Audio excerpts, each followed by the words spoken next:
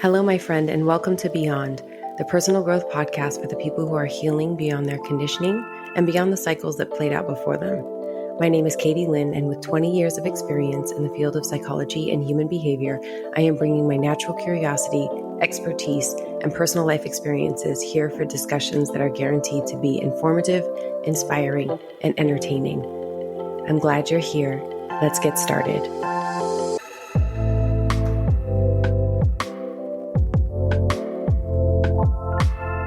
Welcome to episode 20 of Beyond. I am so grateful you are here.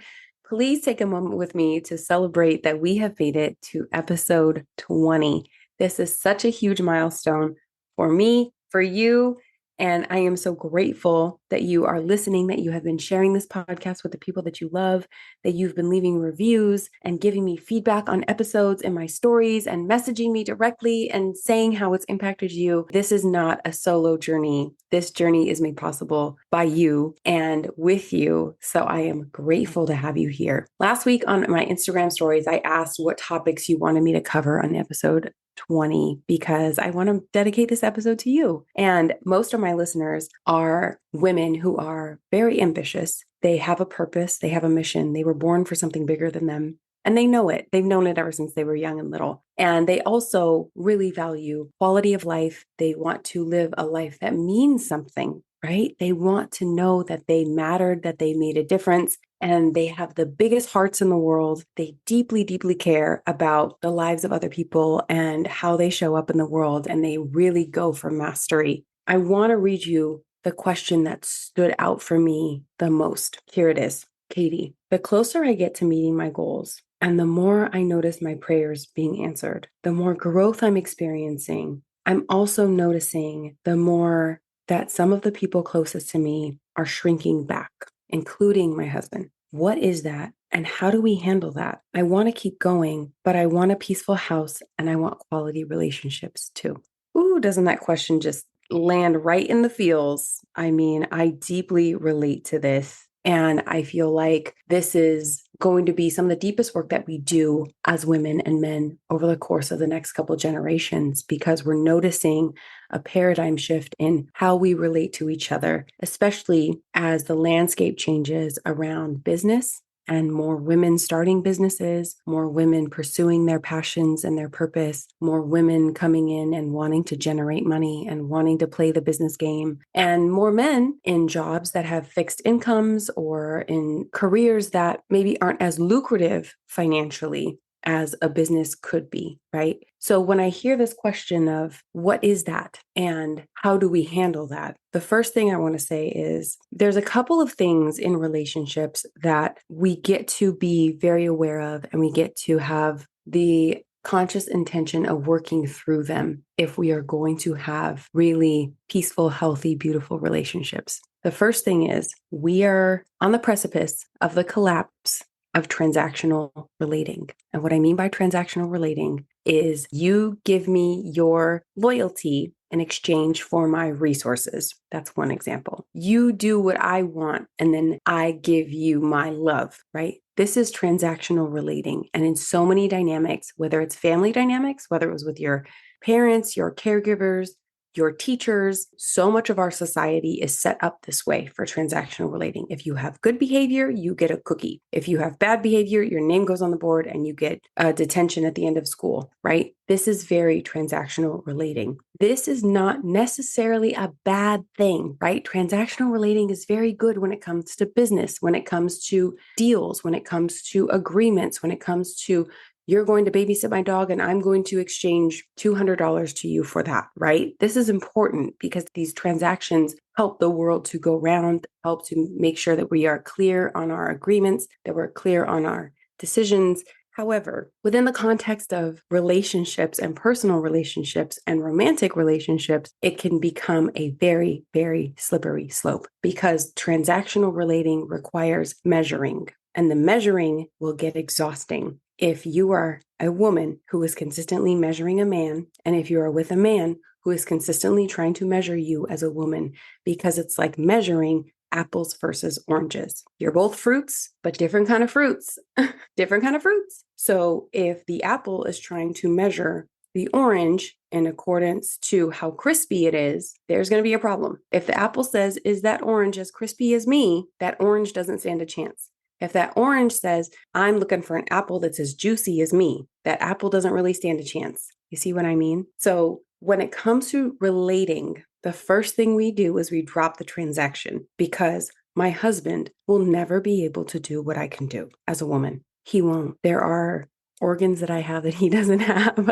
There's hormones that I have that he doesn't have. There are spidey senses I have that he doesn't have. And the same is true for him. There are a different set of biological and physiological circumstances that he deals with every single day that are going to make it so that I cannot do what he does. And that right there is not a reason for problems. That right there is an opportunity for leverage. Here is how we transcend transactional relating. Because if you go, well, he pays the bills and then I take care of the house. No, that's not how it works over here for us. And I'm going to be honest with you, okay? That is not how it works.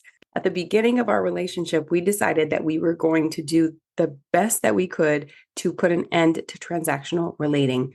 Because number one, it's rooted in judgment and criticism and assessment. Number two, most people who are engaging in transactional relating have not made it explicitly clear what their expectations are of themselves and their partner when they are in this style of relationship. So it is extremely disempowering, because what partner A is measuring partner B, but partner A hasn't communicated what the expectations are to partner B. So partner B is really striving for an invisible goal line. That's exhausting. So when my husband and I came together and we said, we are going to release transactional relating and we're going to adopt something different, we looked at each other and said, what is that something different? And that something different is, number one, I trust that me and my husband are only ever always working in the best interest of the other. Now, this was an explicit agreement, okay? This was not an assumption. We said, this is what we agree upon. I am only ever always working to support you and to help you and to be your biggest cheerleader and to empower you. And you are only ever always doing the same for me. So that's one. If you don't have a person in your life, including yourself, that you can be this way with, then that's where your healing work starts. That's number one. Number two is our intention every single morning is to make a difference, make a effective difference, make a positive difference. So when I wake up in the morning, I'm thinking about, how do I make an effective difference in my life? How do I make a positive difference in my life?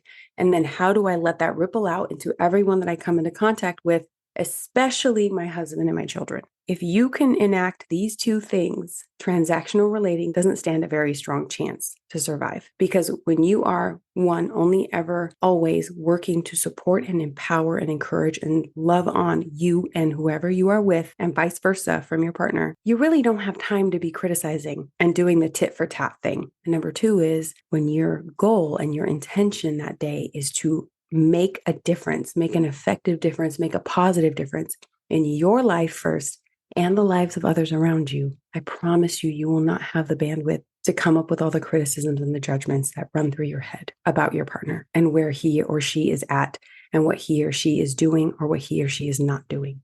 I hear and really empathize with the sentiment from women that they want a partner who will meet them. I want a partner who will meet me. I want a partner who will grow with me. I want a partner that will be as passionate, right, as I am about my purpose and my mission. And I think that that's really beautiful.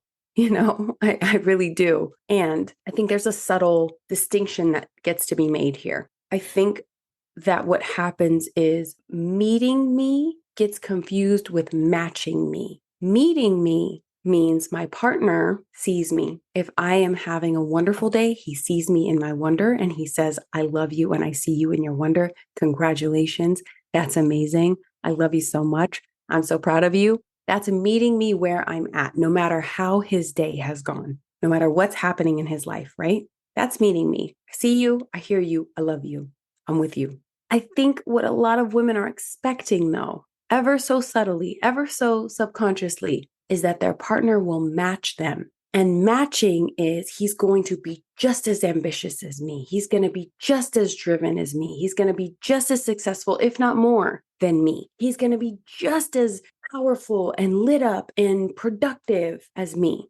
It might happen in moments. It might happen in seasons. But the thing that is critical for us to remember as we step into ourselves and as we step into relationships, particularly romantic relationships, is that every single one of us had a purpose before we ever got into a relationship. Every single one of us was placed here for a reason that has nothing really to do with our relationship status, with our parents, with our friends. That purpose is between us and our creator. That purpose is between me and God. The thing that is so important for me to remember is that I am on my journey, and my journey in this really beautiful divine way is informing my husband's journey. And it's informing his journey because however I show up is influencing his experience as well, and vice versa.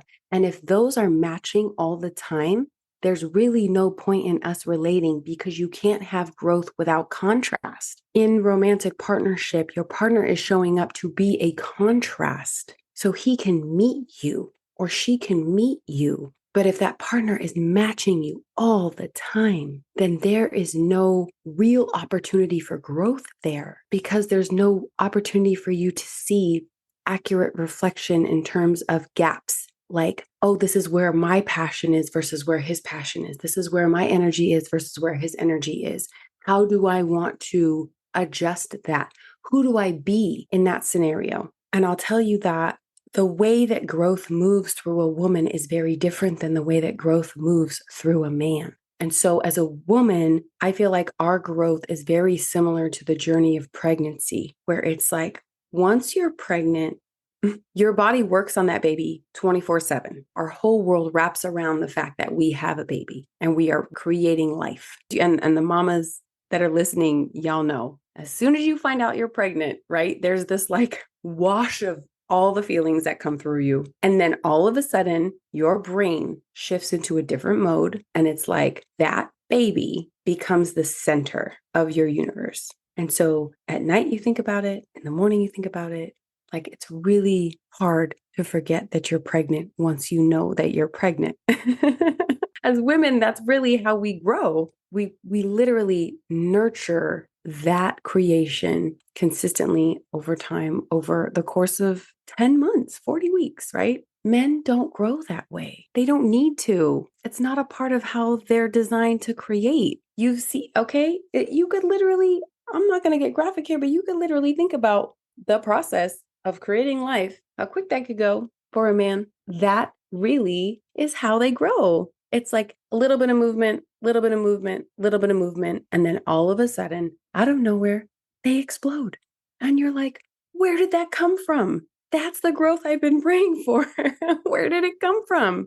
And that's how they grow. So I will tell you, and I talked to my husband about this before I recorded this episode because it's such a big topic, right? There's no way I could answer this question in one episode. There have been so many times where I have maybe been the one that has more life force energy flowing through me, and I've been more inspired, and I've been more expressive about my ideas, and I've been working on things, and I've been creating things, and I've been in my mode. And it seems like, from my perspective, he is kind of still and going at his pace, right? I see it like the rhythm of a drum. Like, he's like boom, boom, boom, boom, boom. And I'm like, is he going to come dance with me? Is he going to come dance with me? Because he's just at this rhythm that's like boom, boom, boom, boom. And I'm like, can he hear that there's music here? Like, I'm dancing. Does he want to join me? And really, the resolve here is he'll join me when he's ready. And not only does he join me when he's ready, he surpasses me. He surpasses me. I can't tell you how many times I have worked with women and they are like, Katie, I want my husband to do this one thing, or he's not doing this one thing. And I say, leave him alone. Leave him alone.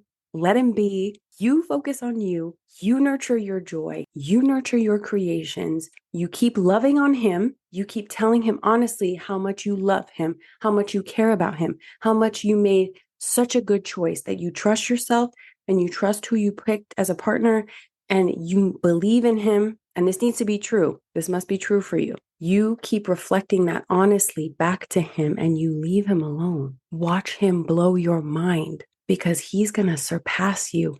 And then once he surpasses you, you better be preparing and you better be doing your own work. so that your insecurities don't bubble up to the surface and cause an argument that sabotages everything. Because that's what can happen. Because I will tell you, like, my husband has always grown in ways that far exceed my expectations.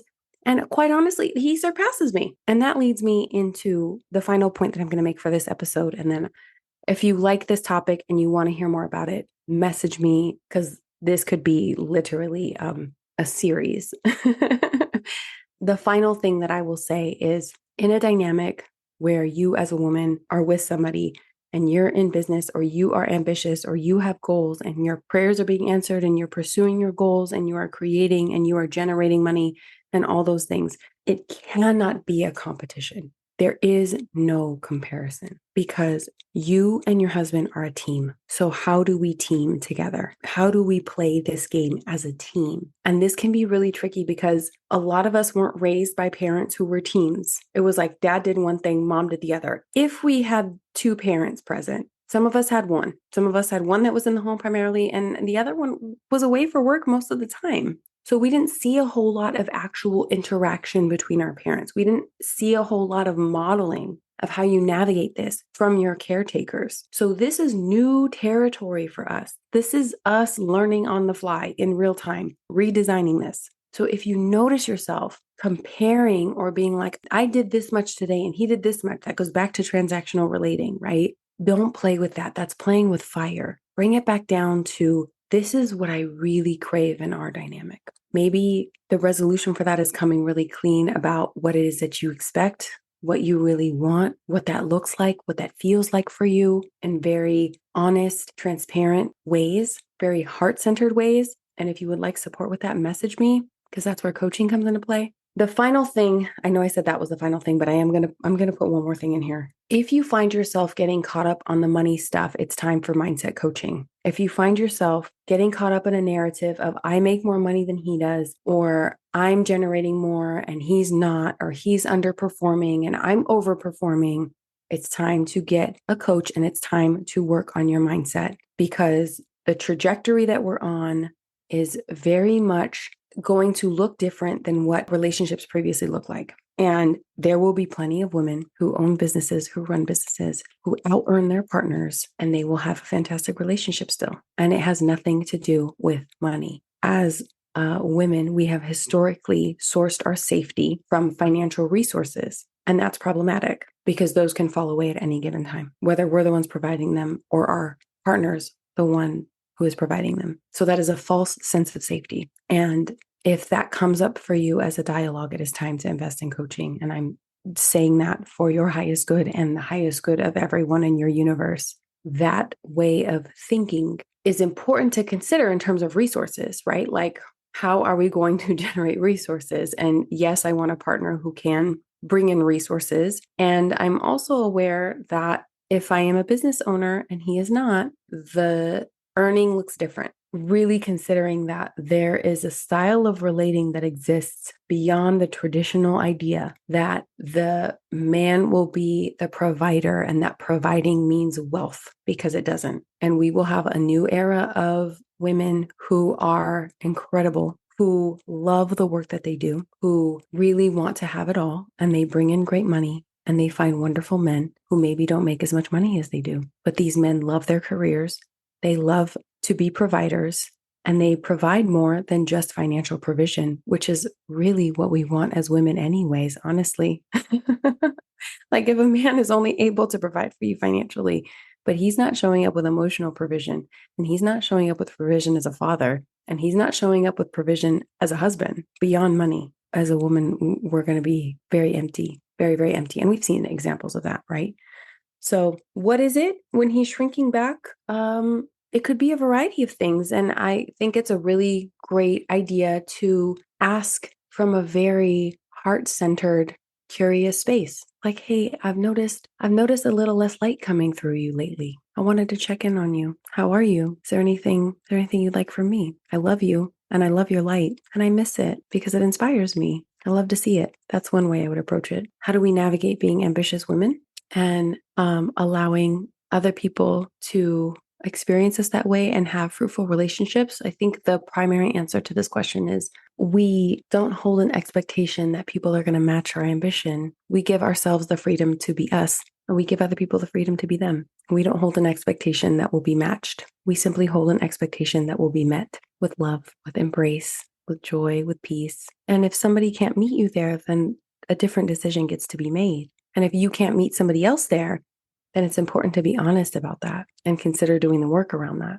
So that's what I will leave you with today as we wrap up episode 20. Again, if you want more on this topic, please message me or email me. It's katie@katielynnrojano.com. If you are not in a position to hire a coach, go to the link in my bio on Instagram and get the power process and start working there with that. It's $47. If you write a 5-star review and send me a screenshot of that review to katie@katielynnrojano.com, I will give you a discount code for the power process and you'll get it for free. But either way, I want to make sure you're resourced and equipped because over the next decades, we are going to see a radical shift in how we navigate romantic relationships, especially as the culture shifts and the economic landscape shifts. It's a super exciting time because for the first time in our lives as women, we have the opportunity to have it all. And it will be totally possible for us if we're willing to do the healing work. I love you. Have a wonderful day. Share this episode with somebody you love, and I will see you on Friday. As we complete this episode, I would love to know your insights, takeaways, and feedback. You can message me on Instagram @KatieLynnRojano or send them via email to katie@katielynnrojano.com. Any products or digital downloads I mentioned can be found via the link in my Instagram bio. If you enjoyed this episode, I encourage you to share it with at least one friend and leave a 5-star review so we can get these impactful dialogues into the lives of even more people. I would also like to thank my guest for their vulnerability and generosity in allowing us to learn from them and grow alongside them. Until next time, friends, let's go beyond.